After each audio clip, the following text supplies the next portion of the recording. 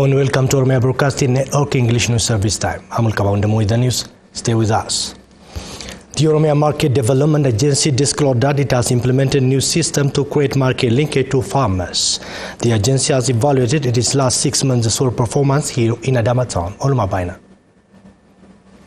The Oromia Trade and Market Development Agency was established aiming to expand modern market linkage, address genuine information to the public, and control illegal trades in the region. Participants of the conference urged that previously the agency hadn't been functioning to the extent it should, but now it has been working hard to address the public demand. The Oromia Trade and Market Development Agency has been working to avoid brokers' intervention in trading process and strengthen fair market linkage system. In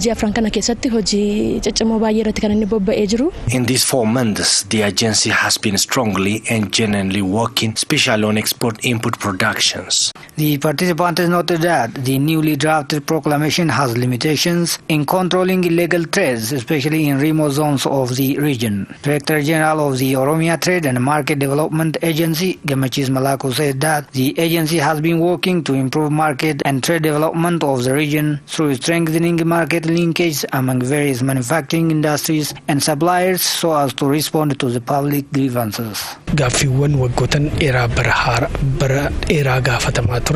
Among the major questions that the farmers have been asking are question of market linkage. So we have been strictly working on this through offering training to raise at all levels. He added that the agency has reformed itself to render quality public service than ever. Gamachis underlined that everybody should play to the level best in order to control inflation occurred in some parts of the region.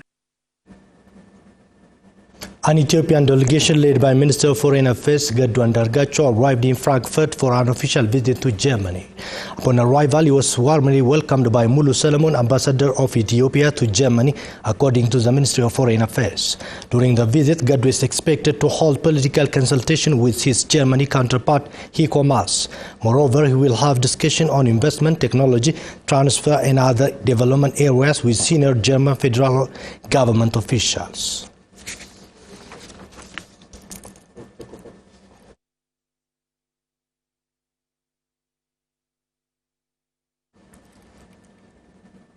Vice President of the Oromia Regional State, Shimallis Abdiisaa, said the gained political victory should be supported by economy.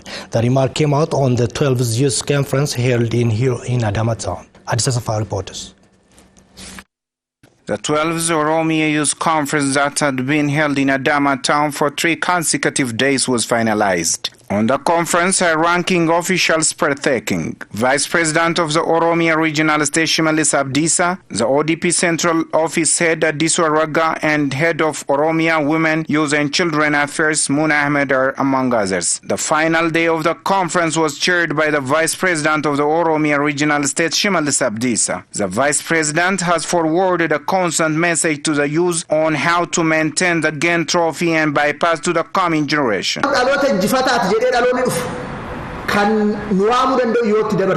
Generation would acknowledge us when we bypass the gained trophy. We could bypass the victory we have achieved to the coming generation through determination. Talking on the conference, Shimallis claimed and recommended the users to get back to the Gada system and to be ruled by its sentiments for the betterment of Oromia. Shimallis added, if Oromo does this, no one can take the victories that has been achieved.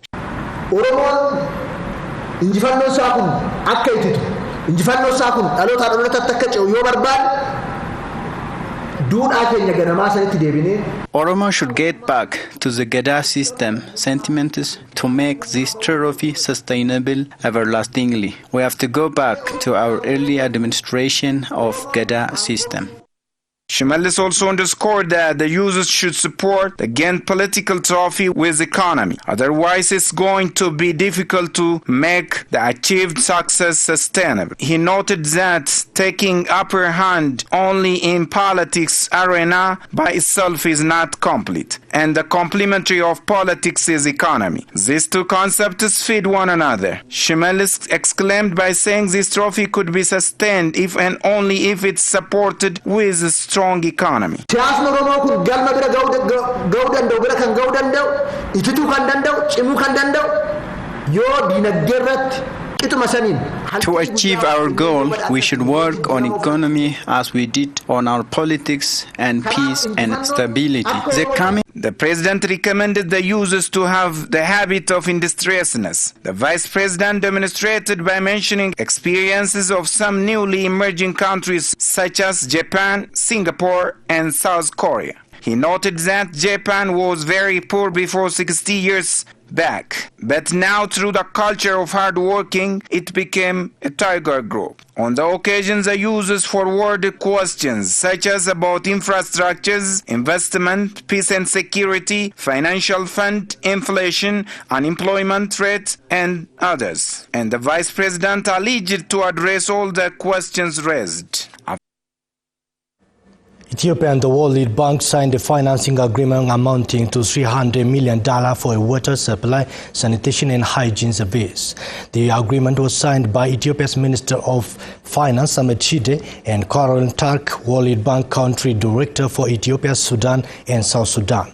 The bank approved the $300 million credit from IDA last week to help Ethiopia provide its citizens with safe water supply and sanitation services and promote improved hygiene practices to approximately 3 million people in selected rural and urban areas. Ethiopia has established a global model for integrated implementation of water supply, sanitation and hygiene wash activities that bring together 4 sector ministries with a horizontal implementation structure that extends from federal to community level. This flagship program is One Wash national program, according to a statement issued by the bank.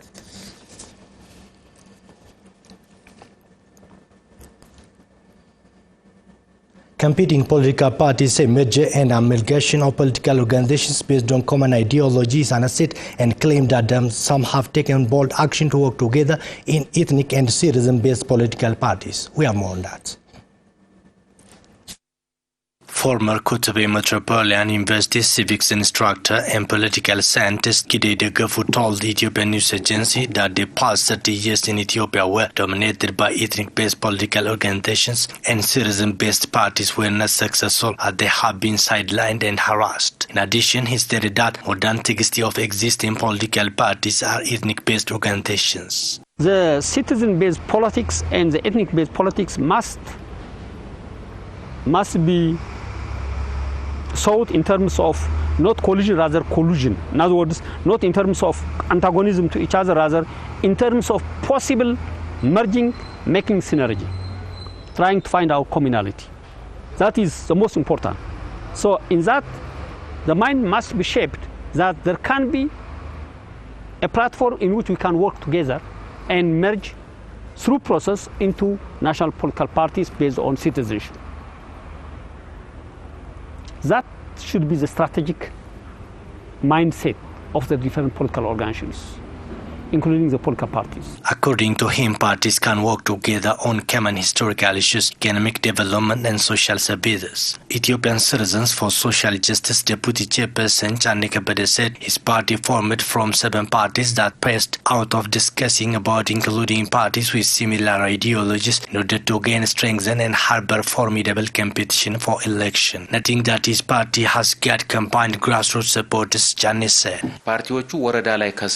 All the parties have dissolved in the lower structure at Woreda levels and elected their executives before the founding General Assembly of the merger. He advised other opposing parties to restructure a newly established merge or create coalition based on related ideology. Ethiopia has got plenty of political parties beyond its socio-political and economic needs. Political parties Joint Council Deputy Chairperson Girma Bekele pointed out.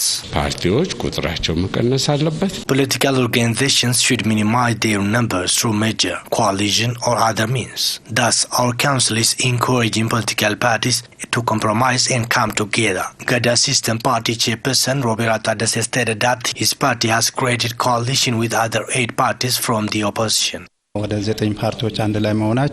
coalition amalgamating 9 political organizations encompasses citizen and ethnic-based political organizations and parties. It is good, and we joined them. We have about 14 political parties in Oromia regional state alone, and we are ready to work together to minimize into two based on consensus. Two competing political parties are enough to deliver alternative ideologies for Ethiopians like the US and UK, he pointed out.